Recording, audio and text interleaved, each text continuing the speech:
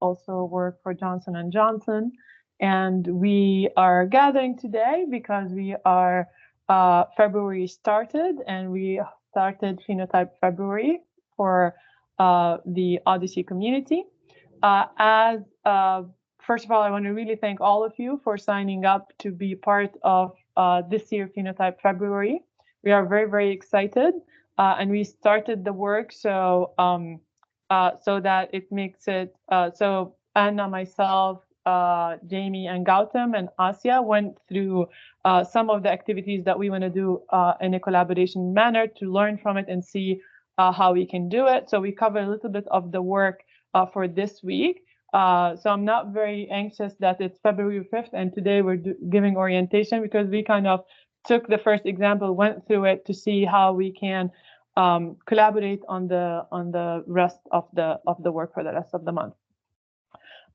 So what we want to cover today is, in addition to me, I'll be speaking today, but really working hard is Anna. I think you all know Anna, and also Jamie Weaver, Asya, and Gowtham. Together, we're trying to kind of coordinate this work so we get the best out of this month and have something to learn and share with the community. So we did have a lot of people that sign up on the forum, and I'm happy to see many people joining today. We have 42, so I'm hoping everybody who signed also joined. One thing, just housekeeping, when you all signed up, we took your emails and we added you to the Phenotype Working Group, because that is the way we're gonna have all our documents to share. Now that you are a member of the Phenotype Working Group in OHDSI, you will have access to the team channel of the working group that gives you access to the files, which we're going to be sharing documents and doing all the hands-off activities and to complete the study. So you should all have access. I want to make sure if you all go to your teams, in that email that was sent to you for this meeting, we shared some links. Those should work. Is everybody on the call had already filled the form that Anna shared, the Google form to contribute, to be part of Phenotype February? Yep. Anybody who's showing up today that didn't fill the form?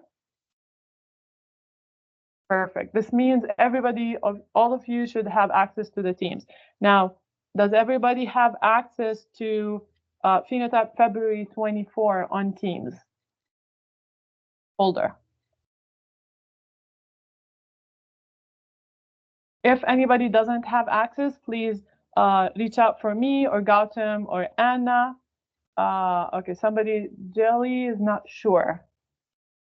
Anna, or Gowtham, could you paste the link of the folder to see if everybody can click on, and if everybody doesn't have access, so Anna will put the link now. If any of you doesn't have access, as soon as we finish this call today, please reach for one of us, and we'll make sure that you have access. Or if you don't have access, put your email on the chat, and Gowtham will add you to the group, and that will guarantee your access. Okay. Now that we know that everybody have access, let's just give a quick reminder for what we're trying to do in this Phenotype February. So our goal is to understand what is the current practices in the field and how much researcher introduce variability in the process of phenotype development and evaluation. In specific, we're going to do a collaborative study in an objective to assess the heterogeneity in 3 different things: phenotype definitions, representations of these definitions, and evaluation methods across published observational studies. And we're really focusing on the last 4 years because we realize there's a lot of published studies and it will be too hard to try to cover the entire universe. So we're going to focus on published studies in the last 4 years. We're going to also focus on 4 conditions that the community has voted on our last Tuesday call. As a reminder, we're going to focus on the heterogeneity in 3 main things when it comes to phenotyping. That is the phenotype definition component itself. So what is the definition? The representation structure. What is it that people report when they say how they define their definition, their conditions that are covered in these studies, and then what methods did they use for validation. So the 4 conditions based on our voting from last Tuesday, also people were able to vote in the Google form itself. We end up with Alzheimer having the highest vote, which we will cover week 1. And that's the little piece of work that we have covered already since we are in February 5th today. The second one is small cell lung cancer and non-small cell lung cancer. So they are technically 2 different definitions, but we're going to work on them. And because they're both kind of a definition of exclusions of each other, so you can't really phenotype small cell lung cancer without defining non-small lung cancer and excluding those. So we're tackling both definitions as 2 different phenotypes, but the exclusion of one is included in each. And the third one is major depression disorder. And the fourth one is pulmonary arterial hypertension. Just to be very specific on those 4, for Alzheimer's disease, we are interested on Alzheimer's disease itself. That does not include other forms of dementia. So we're really phenotyping people with Alzheimer's disease. I talk about lung cancer. For MDD, we are talking about major depression disorder that does not include milder form of depression. We're trying to phenotype people with major depression disorder, not including milder version of depression. And for pulmonary arterial hypertension, since pulmonary hypertension itself is really a umbrella term that covers 5 different diseases based to the WHO that are distinct of each other, we're going to focus on pulmonary arterial hypertension, which is group 1 under PH. So we're being very specific. For the sake of documentation and maybe publishing our work, we will provide 1-line definition or 2 lines to be very specific on what we mean clinically by these definitions, since this is one area of confusion and one area of variability. I found personally in Alzheimer, I pulled all these papers in Alzheimer, and then when I went into the paper, I find that 30% of them were talking actually about dementia. And they're calling the paper phenotype of Alzheimer, but they're really including all kinds of dementia. And that's one version of one source of variability with definitions. What is the clinical idea you're actually trying to define or capture? So for us to be clear, we're gonna create kind of very brief documentation of what these things are. In the OHDSI community, we like to write clinical descriptions, but we're not gonna go for this exercise. Just to be clear, to assert what we mean, Gowtham and others are taking the lead in just writing 5 or 6 sentences to be clear of the definition from a clinical perspective that will go into like the introduction of the paper. Does that make sense to everybody? And does the 4 definitions clear what we mean by each of them, at least from a clinical common standard?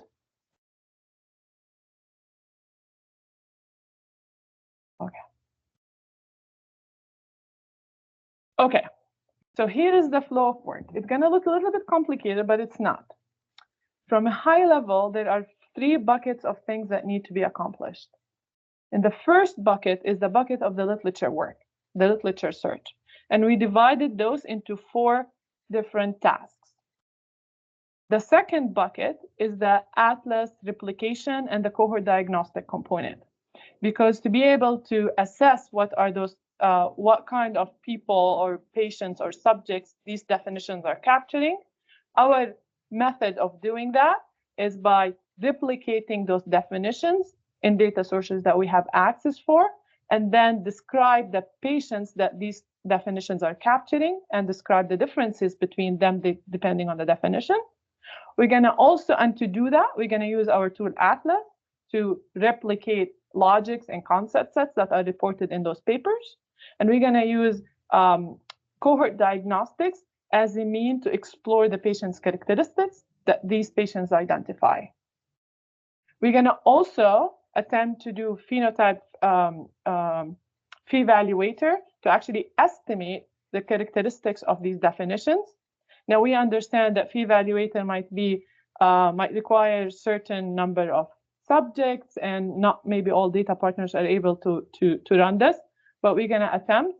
And Jamie and Joel are taking the lead on trying to package PheValuator and Cohort Diagnostics into an R package that can be shared with collaborators who are able to access data and replicate data. They replicate these definitions and the patient's characteristics and the PheValuator estimates in their data source.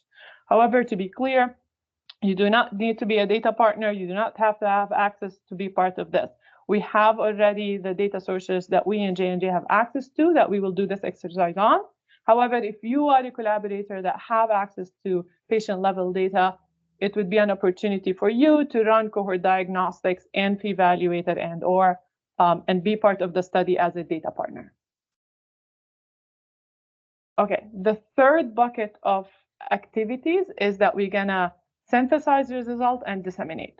There is one form of dissemination that happened in Phenotype February, where every Tuesday call, we're gonna give high-level summary of where we are and what we learned already. So that's gonna be dissemination that happened concurrently with the exercise, and that happens every Tuesday. We get 20 minutes to report what we learned and where we are. And then the full dissemination will take the form of a paper. Many people actually indicated in their form, their Google form, that they're interested in be parting on the drafting manuscript activities. And the way we're going to do this is our introduction and our method section can start right away. However, our results and synthesis will probably need to wait till we digest a lot of the heterogeneity we're going to find and how we're going to represent that. But those who are interested in writing manuscripts, we can start right away with the introduction and the method. And maybe Anna gonna kind of manage those kinds of activities as we get closer to have something with us and see who would like to start this right away. Okay.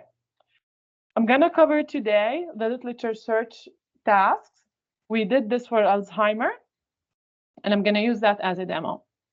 I color-coded those tasks to indicate certain things. Things that are blue are things that people can contribute to, taking responsibility of finishing a task that is in blue. Some of these tasks are kind of divide and conquer, so there's multiple people who will do that blue task. The red tasks are tasks that those who join to just observe and not necessarily contribute, you're also welcome. And those red steps are point of observation. So these are things that are going to happen on a public way. We're going to complete those tasks in public, and you can just join the call and listen. You don't have to contribute. So that's just to clarify which things that we actually want people to do things and which things you can just tag along and listen. Any questions so far?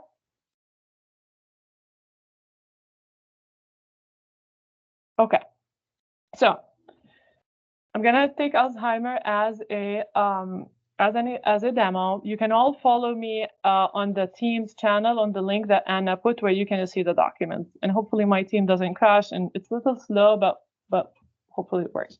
Okay, so the first step in our method, in our approach, is we're gonna identify the study that reported or implemented or validated phenotype definition for Alzheimer in our first week. We're gonna do this using a standardized query. So we're not saying go and look whatever papers you find. We have produced a step-by-step document that goes of how you're going to do this in PubMed. This step is just finding the papers, filter them, take away the things that are clearly not relevant, and end up with a list of maybe 20 to 30 published papers in the last 4 years talking about, including phenotype definitions for Alzheimer. This is a task. The input of it is the search strategy. The output of it is a text folder that includes that PubMed produce once you save your search. And that's it. So it's a task of one person for each disease. For Alzheimer, I did that already, or we did that already. So I'm going to go to my Teams. Here is the phenotype working group, and here is phenotype February of 2024. We have created folder for each disease, for each week, and here is Alzheimer. The first bucket of work are all the tasks for literature review, and that's only what we have completely finished for Alzheimer. So you'll see that folder exists in every single disease and a subfolder or disease. So the first document I refer to is step to conduct a literature review. That is one task that needs to be done 4 times, now 3 times if we remove Alzheimer, that we need a volunteer to do that task. And we have talked about who could do this task from the list of the people we have shared, and maybe Anna and Asia can suggest that if we have the people on the call today.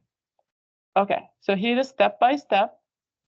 Here is our search strategy. And there's the step of what we need to do.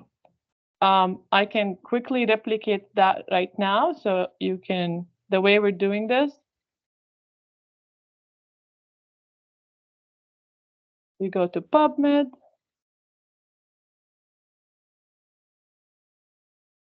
I had it open somewhere.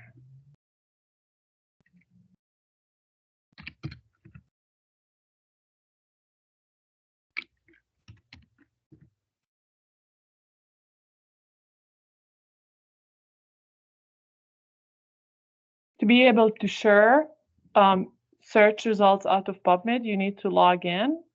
And I assume everybody knows how to log in, create an account in PubMed.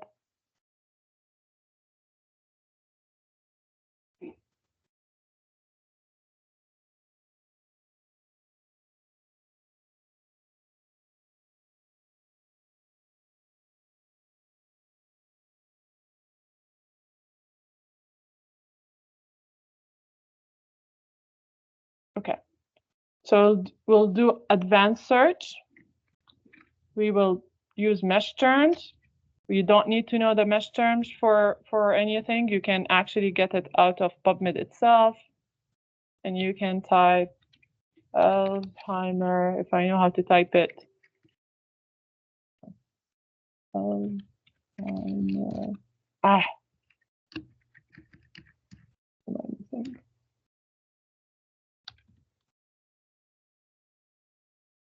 Please. And then you do add. And then you go back to the document where we search the search strategy, and you can copy starting here. So this is a query that Patrick and people in J&J helped him in as well. So when you copy, you don't need the the and there. Yeah, hold on. I'm just gonna, so you do all field and you copy it. Oh, you mean when I copied it, I had the and. It actually ignores it. It doesn't care. It tells you it ignored the and, even if you made a mistake.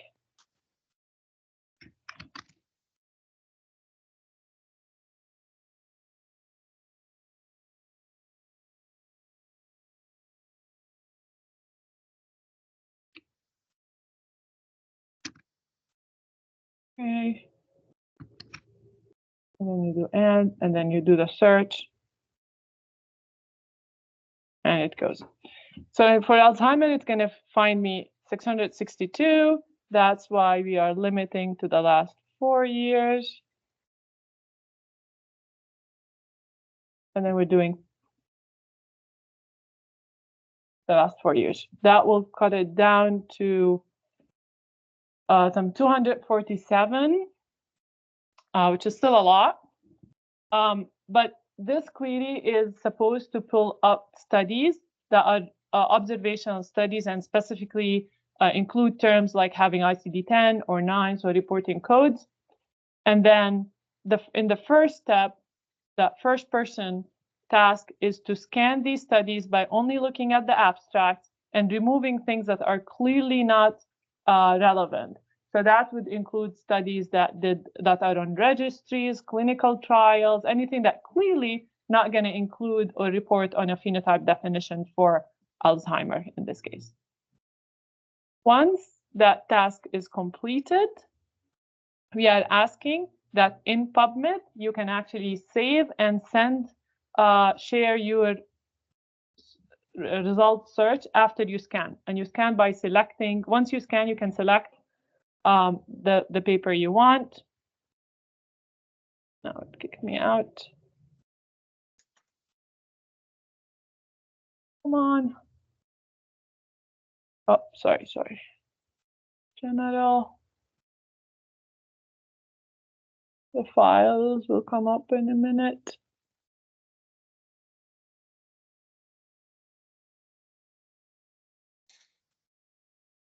Oh, here we go. Files. Okay. Once you select the papers after screening out the ones that are not relevant, you click Save and Share in PubMed. And once you do Save Text File, it will download for you a text file that includes the final papers that you selected as relevant paper. With asking that you save that text folder in the designated subfolder, and PubMed gonna give it a name. So it will say Alzheimer summary, whatever your search strategy was in text. Out of that, all the task is to put it there, and that will finish that first task, nothing else. The second task, let me go back to the slides. In the second task, now we're gonna use those studies to abstract the information. And for that, we're gonna use two templates. And there's two steps that we're gonna do in parallel together. But obviously, in the case of Alzheimer, for example, I ended up with 25 studies. So there are 25 studies that need these tasks to be replicated. So here's where we're gonna divide and conquer.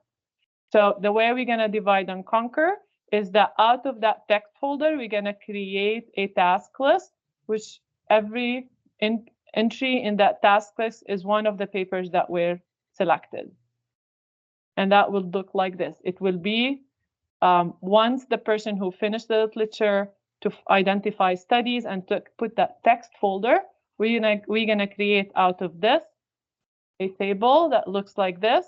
And this is where we would ask people to sign up their name to just look at one study or two studies, whatever you're capable of or have time for. In Alzheimer case, I went ahead and went and opened each of these studies and abstracted the information related to the phenotype. But this will be for every. As I think it should add at this time, the people who should sign up should have access to the full text articles. Some of these are free and publicly available. Some of them may be within a paywall. If it is within a paywall, you please do not share it publicly, because that would be a violation of some licensing agreement. Absolutely. We do not expect for recent publications, a lot of them to be limited access. We expect a lot of these things to be open access, at least in our experience in J&J. A lot of these papers were actually open access, especially recent years. But if something was not open access, please do not share anything that violates any of those conventions or agreements. So when you'll open the paper, there are three scenarios. You open the paper, it's totally relevant, it has phenotype definition, and you can abstract that information. I'll show a template where we're gonna abstract that information. And then you go ahead, you complete it, you abstract the information, put it in a template, and you mark it done. And we know that it's done, it's already in the abstraction form. There are two things we're going to ask you to abstract. We're going to ask you to abstract information in its structured template on the phenotype. But we also, because we want to try to assess the representation of those phenotypes, we're going to literally ask you to copy and paste that paragraph that talked about the phenotype into another Word document that then we're going to do a document review using like qualitative method to identify heterogeneity in the reporting or representation. So you're going to open the paper. There are going to be two things you're going to complete. One is the literature review abstract form that I'm going to go over, and the other one is an open Word document that we're also calling a template. We're calling phenotype representation, that you're going to copy the entire bulb of text or any supplement material and just put it in that Word document that people will then digest. The other scenario is you open the paper and you don't have access to. Just type here, no access, and move on. The third scenario is you find the paper, but it's actually a false positive. It doesn't have a phenotype. It doesn't actually report the phenotype. Doesn't include any information about the phenotype other than we defined Alzheimer as one diagnosis on Alzheimer. That's it. No information whatsoever. Or actually doesn't even say that. In that case, also, it's a false positive. You say irrelevant yeah, you can say just irrelevant, and then you move to the next one. It's really up to you of if you have this on average going through this takes about 22 minutes if the paper has a lot of information on the phenotypes that you need to abstract. It should not take more than 20 minutes in the most complicated papers. And it could take 5 minutes if the paper, like most papers, just said we defined Alzheimer as an ICD of G34 or whatever the code was. And then that's it. So we need people, because we're expecting about 20 to 30 papers for every of those 4 conditions, and we will need people to sign up for that literature review. I'm going to quickly go over the form, and that will be the last thing on that literature review tasks. So here is how the literature review template look like, abstraction template look like.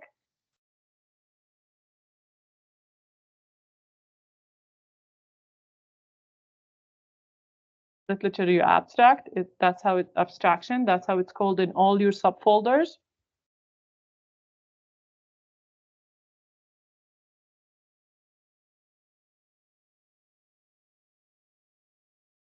For those who ever done any literature review, it's very similar. So there are 2 tabs. Because we worked on Alzheimer, Alzheimer has a lot of coloring right now. It would not look like this when you first start filling in the information. This is because we're digesting it and try to replicate things in Atlas and so forth. So we're going to ask you to report on the author, the citation, the year, the country, the codes used, and this can be copy-paste from whatever in the paper. Other requirement, that means if they did something other than specify anything in terms of the logic, this is where the logic would go. So we're calling it required because sometimes they don't actually state the logic, but there's some requirement. So that's where copy-paste straight off the paper. Exclusion criteria. So sometimes they have additional exclusion criteria. So we're talking about the logic in terms of requirement and exclusion criteria, similar to how it's usually reported. If they report any validation, please paste that in the validation section and just report on the validation metrics. And if there was an age limit in the study itself, please report that. This is sometimes some paper are talking about a certain subgroup. You can post that in the characteristics. Most cases it doesn't exist, but if there's such a thing, please report it. And then copy and paste the abstract. That's it. And then the link of the full text is if it was open access. The additional information that will help us a little bit more, and you can ignore that because this is kind of specific to Alzheimer, is you're gonna give each paper an ID 1, 2, 3, 4. So for each paper, just copy and paste the codes in a structured form so when we start replicating in Atlas, it's an easier task because we can copy and paste the source codes if it was ICD-9 and 10. And just list the code, each code in each raw code, and just tell us what was the vocabulary used. So for example, paper 2 only used the code of DJ30 for Alzheimer, and that was an ICD-10. So it's simply copy and paste the codes in a tabular format and just tell us what the vocabulary was. Sometimes they put the star. In that case, put the star. We're not asking you to copy and paste. So usually they say F039 star. That means all the things that sits under it, just put the star, put it the way it is in the paper. Does that make sense?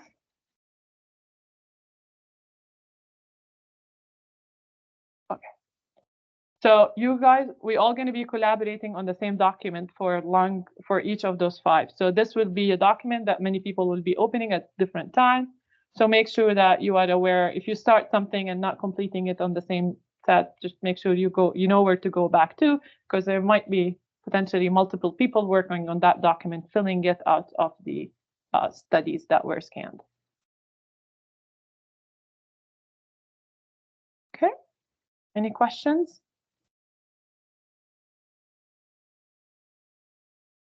As a question, so if they are using like in addition to codes, ICD or read or whatever, and they are using like use of medications and etc., do we put it in the codes or in the other requirements? I think. Yeah, any codes reported, doesn't matter what the domain or in what way they used it. Please, if they report codes even in certain like requirement, please paste the codes here, and the vocabulary will tell us that this is like this is medication or this is. So use this sheet to report any codes used in the definition, regardless in what form in their logic. So we could. The point of this is for us to be able, when we replicate, to be able to copy and paste instead of needing to reopen all this material in the paper. Okay, thanks. But Tamir, most papers when they list out drugs, they usually just list out like the drug names. So so think of that as free text.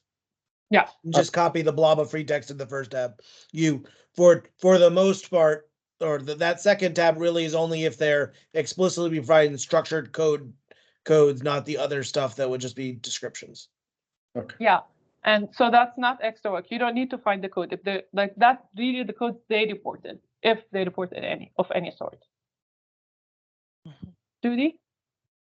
Hi. It looked like some of those in one of the examples you showed were a bunch of exclusionary, like not Lewy body dementia, not other kinds of dementia. So you still want those listed in the, even if it's an exclusion thing?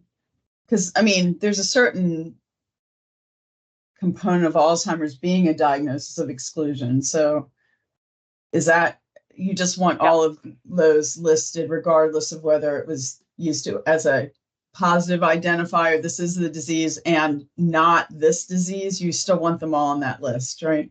Yeah, yes, because the exclusion criteria will tell us that that was used as a, yes, because we will look at the paper. So yes, so paste them, but the point taken, yeah, sometimes the exclusion will make sure that that is clear in the in the exclusions or in the requirements. Okay, yeah. Thank you. Yeah, and Judy, I think you're raising an important point. So we want to extract out what the papers actually provide. Sometimes they're not always super clear, but when they are, we're going to basically use this record as a thing to say, like, can we actually implement this thing? Can we build it in Atlas? So we want to make sure that we have whatever that logic is. And if we have to go back to the paper, we can, but it'd be nice if we extract out all the things. Also to understand, frequently what happens is maybe they provide the codes for the inclusion criteria, but then for the exclusion, they just like list off a rattled set of words without the codes. But whatever they've got, whatever's there, if we can extract it out, then we can make use of it. Okay, great. Thank you. Any other questions?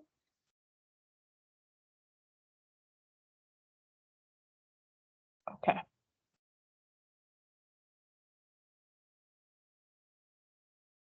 Go back to 24, Alzheimer.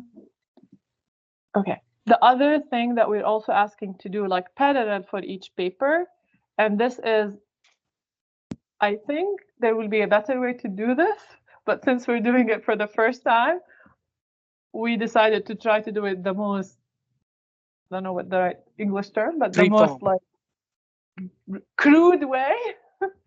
And I'm hoping that maybe we will be able to do it differently. But the idea is we're really trying to understand how the heterogeneity and different way, and maybe actually the common way that people report of the phenotype definition in the paper.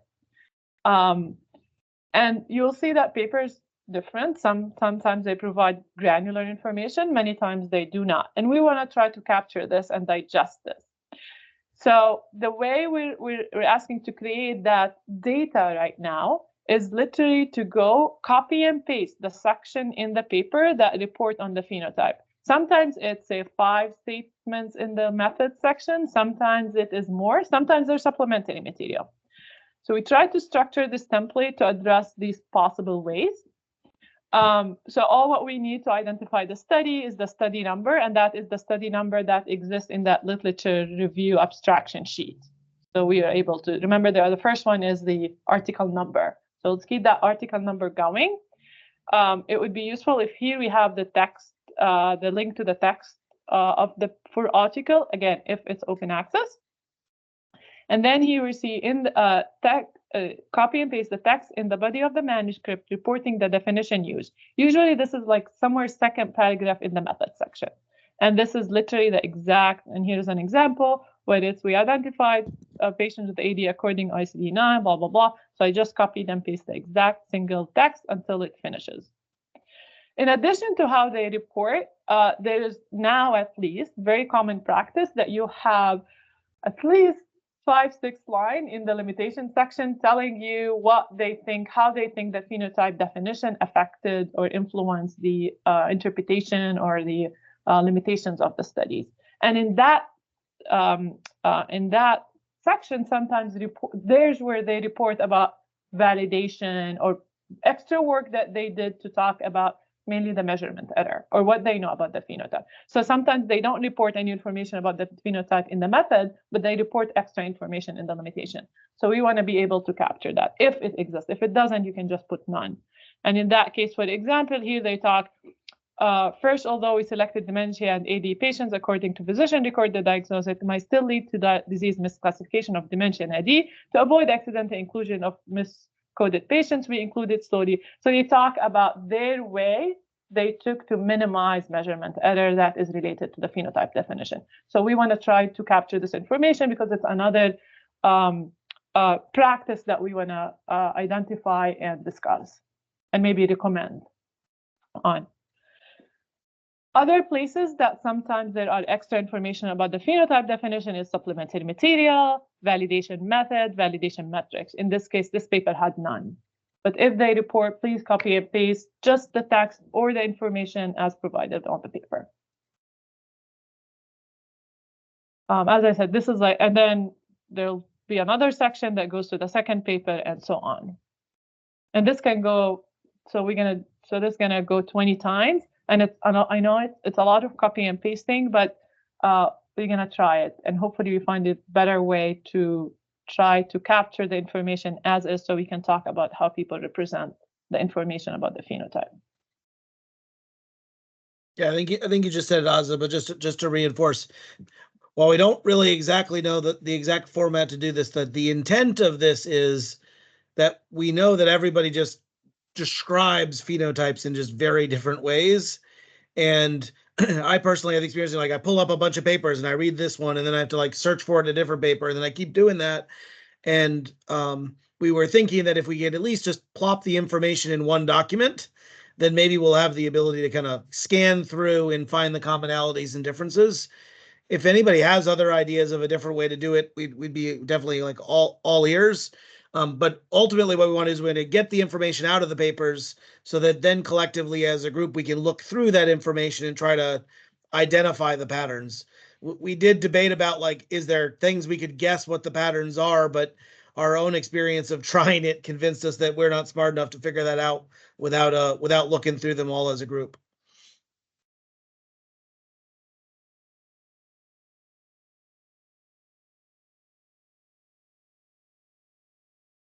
So, yeah, Frey? Hi, this is Eric, Helsinki. I'm just wondering, do you have some sort of checklist? Because there's quite a lot of steps now to extract that information. So it might be helpful just to have a checklist. So if one goes through, say, okay, I've done this, not to forget anything. Can be very simple. Yeah, so we can add maybe Anna on our task on that tracker. We can add like more granular of the literature review abstraction. Did you do the codes? Did you do the added checklist that represent each of the component of these things? Eric, very, very good suggestion. We'll update our task sheet to look like a checklist that will remind people of these steps. And essentially, aside from that, when you go into the corresponding folder for your condition, you would see the templates for each of the steps. So say, for example, if you are in week 2 for lung cancer and you signed up to do data extraction, there are 2 pieces, as I said, structured extraction and copy paste in the description of the Word document, and you would have the templates for both of the steps. And if it's structured extraction, you will see the columns already populated for you. So you will know that, okay, I need to extract name, I need to extract codes, I need to extract this and that. So right now you have the literature abstraction and the phenotype representation doc file, but of course there will be even more instructions on top of that. Yeah, we'll provide a checklist. We'll add it to the instruments used. Jamie, did you want to say something? I saw your hands up. Okay. No, it got covered. Thank you. Okay.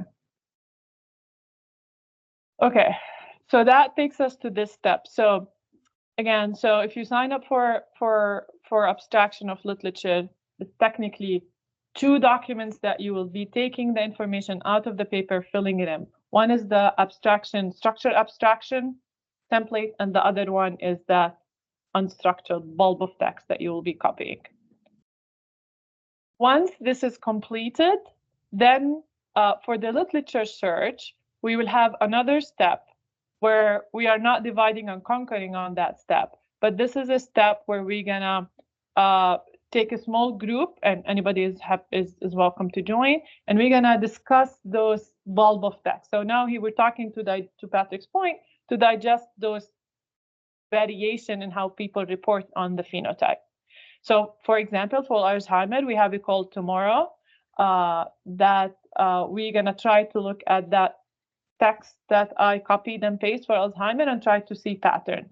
If we recognize pattern, maybe we will make it easier for the lung cancer, pulmonary hypertension to maybe abstract that information. But for now, for that step, it's you joining a call where people will be looking at that text form, text table, and try to identify patterns of similarities and differences. That will be done for tomorrow for Alzheimer. Okay, this is the literature search steps. So if you want to help us in that form, I hope you got what you need to do. The sign up sheet would be, so the first step, Anna, we did for Alzheimer. For lung cancer, we will need to identify that person that's going to do the very first step of identifying the papers. And we have that person on the call, Asya? Okay, we got it. If you go to the next slide.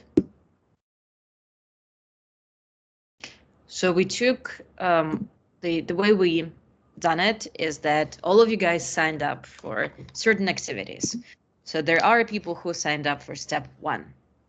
So we took those lists for corresponding conditions, and we randomly selected people to do this first task. And again, here the first task is to run the PubMed search query and scan the outputs just to get the list of the papers that are relevant. It's not extraction, it's just scanning and saving the output into the Excel spreadsheet for other people to do the extraction. So for week 1, and again, this is just the snapshots of the corresponding folders where you will be able to find the strategy for the lit review and the instructions on how to do that, essentially yet another recap. And we placed the names of the people who signed up to do this task and whom we randomly selected. And I know that 2 people are on the call. Beta and Bolu are here. Hayden is not here, but we texted him. So if you guys are still on board, nothing changed in your nothing changed. If you're still on board, then you can get ahead. Everything is already prepared for you in the folders. You can go into the folders. You can check out the document that describes the steps of the lit review. You can download the PubMed search query and go ahead. And yet again, the output described in the instructions in these folders will be a spreadsheet with the papers that you scanned and deemed relevant. So quite an easy and hopefully not so much time-consuming task. Okay, so Beta and Polo, you're good? You know where to find yeah. Yes, I'm fine. Okay, perfect. I'm good also. Thank you. Wonderful. Okay, so we got the first step. So if you were hoping to sign up for the first step because it's the least work, sorry, taken. Okay. So if you want to help us in the next steps for what I went through with the literature review, we will be circulating once that first step is done, and you will receive that task with the papers, and you can sign up your name. And that will happen in the next 3 weeks. But once we're going to try to finish that step 1 for all 3 diseases in the next 2 days, so we get the studies and people can sign up to do the literature review and abstract the information. Then, if you're not interested in literature review and you're still here, because you're interested in Atlas and the tool and everything else, now we're going to talk about what we're going to do next. Okay, so now imagine we have all the literature review done, we have all the information abstracted, we have 20 papers on average with 20 definitions, or maybe some definitions are similar. And our aim is to replicate the definitions, understand what kind of patients do they define. The way we're going to do this is, again, out of that literature review abstract form, we're going to now assign people to replicate the conditions in Atlas. So if you are interested, if you know how to do that, we're going to use Atlas demo that is publicly available for everybody. And your task will be, we're going to create another task sheet that has all the papers that can be replicated. And your task would be to sign up your name for replication 1 of those conditions, go to Atlas, replicate it, use the information in the literature review abstract where you have the codes and you have the logic, where you have the link if you didn't fully understand and you need more information from the paper itself. And you go ahead and you replicate that in Atlas. Once you replicate that in Atlas, you go to the task sheet, which I will go over, and you just put the ID of the Atlas, the cohort definition that you created to cover a replication of that definition from the paper. Does that make sense? Okay. After you create, you just put the ID, and that tells us that you're done. We have replicated Atlas definitions. We're gonna go. One of us will go and QC and just make sure that we don't have any bugs, and just finalize that. Then Jamie Weaver gonna create a package that includes Cohort Diagnostic and PheValuator that includes those cohort IDs that you all guys created, that can be shared with the community to run Cohort Diagnostic and PheValuator. This is where, and we're going to use the forum post, not the forum and the working group teams to announce that. So once we have a package ready for Alzheimer, we're going to announce that we have a package ready for Alzheimer. For those who are interested in trying to run Cohort Diagnostic and plus PheValuator, they can take the package from Git and try. Our person for that activity is Jamie and Joel. And that, if you are a data partner who is interested in running PheValuator and or Cohort Diagnostics. So again, where would you find that information? It will be posted. There will be a forum post. There will be post on the teams that gives you the information of the package. every disease is going to have its own package, and your task will be to figure out how to run this in your own data source.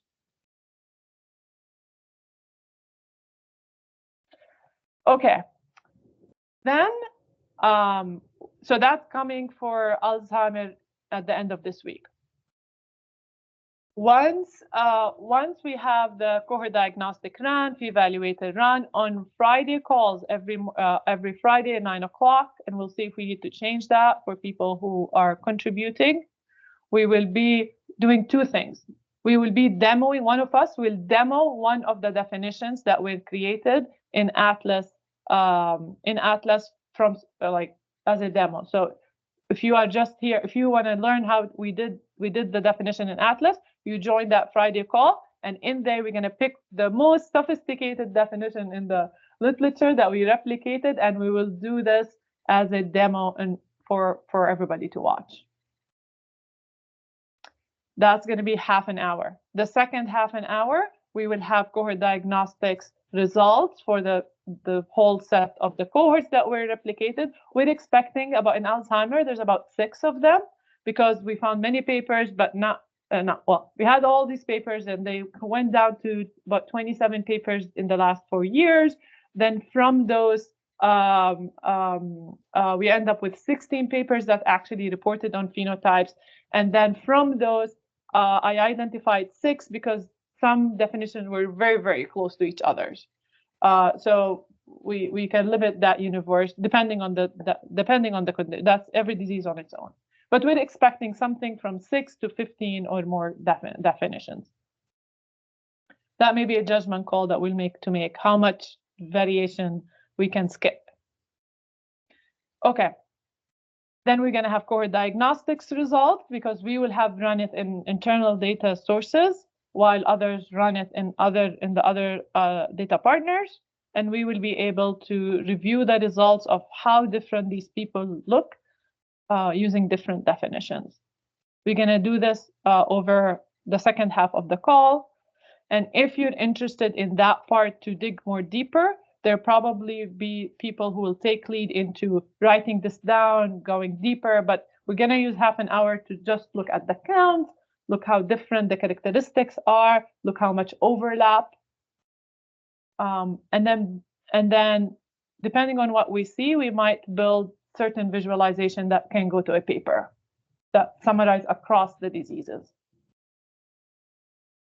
But on Friday afternoon, that should conclude the steps for each definition, for each disease, at least using J&J data sources. We can add data sources as people are able to run and add their results from cohort diagnostics and PheValuator.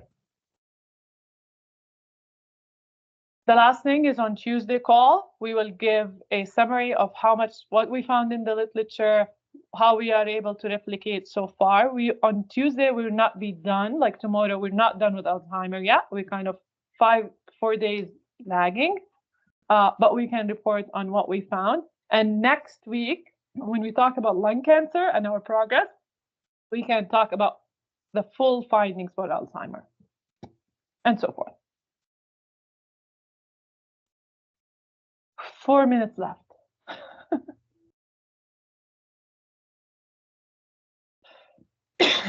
Do we have, yeah, this is the task sheet. And this is just the data extraction.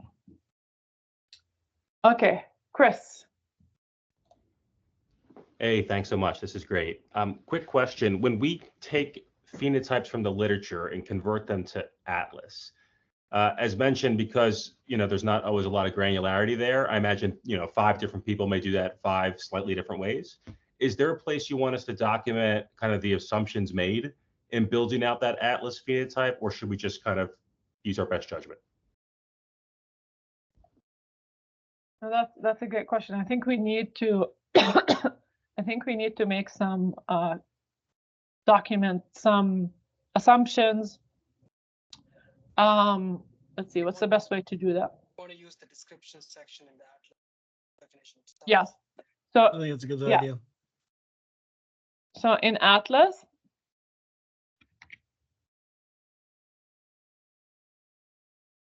you can go to the Atlas Yeah, because we don't have so much time, so I'm just gonna quickly show where the description section.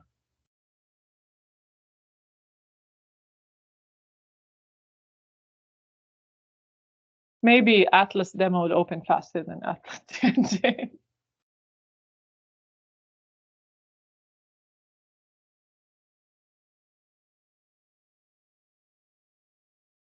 Okay, so you see that space here? That's an open text.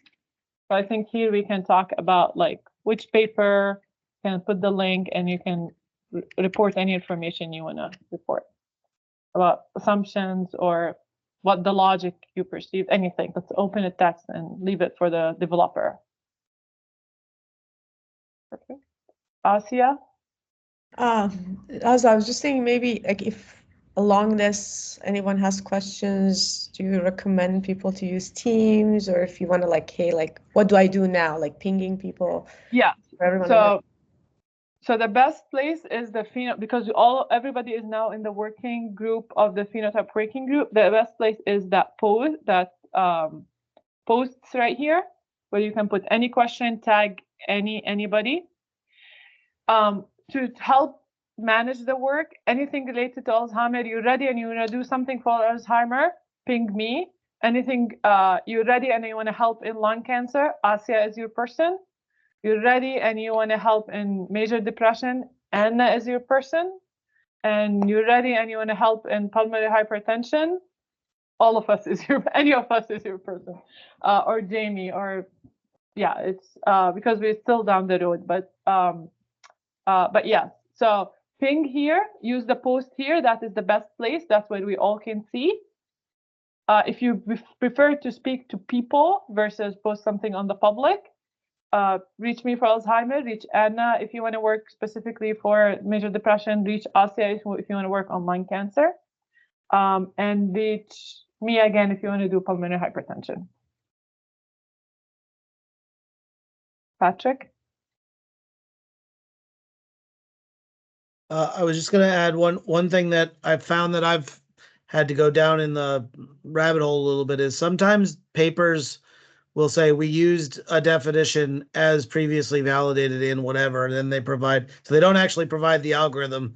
They provide a citation that you then have to trace down to get to the algorithm. I guess just as a general practice, or maybe it's a question for you, Azza, but I guess I'd suggest maybe like, if you can go down the rabbit hole, like don't kill yourself and going everywhere, but if you can at least get to the algorithm, and if there's anything that you want to like just comment about, like how tricky it was. You posted those 3 examples, and I just did the rabbit hole exercise with the third one, and it's fascinating because it cites a website that provides 2 definitions of the same idea. And so it's not actually immediately obvious which one it's referring to. So those kinds of things can and will happen, and be great to be able to expose those as part of the storytelling here. Absolutely. Yes, absolutely. The general rule, Patrick says, if it's taking you more than 20 minutes on a paper, skip it. that we're not trying to do a systematic literature review. We're not trying that. We're saying from papers we could identify this is what we're reporting. So, but general thing we try to do, if there's a paper that had a full validation in it, try to reach that and report that, even if it's not within the last 4 years. So like there are few of papers that are full validation of particular algorithm, and many people reference those. If you're able to reach that paper, then forget about anything that it referenced and go and find abstraction of that particular paper, even if it goes 10 years ago. So in Alzheimer, that's a great example. Everybody referenced Imfield, and there's 2 papers of Imfield with completely 2 different definitions. And it's very confusing. But I ended up adding 2 Imfields because that's what everybody referenced.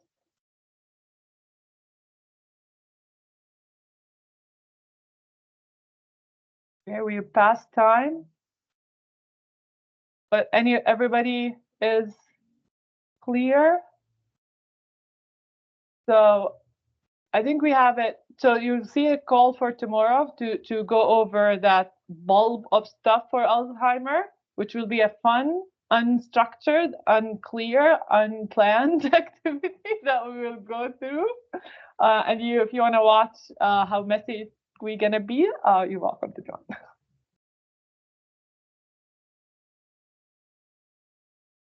Okay?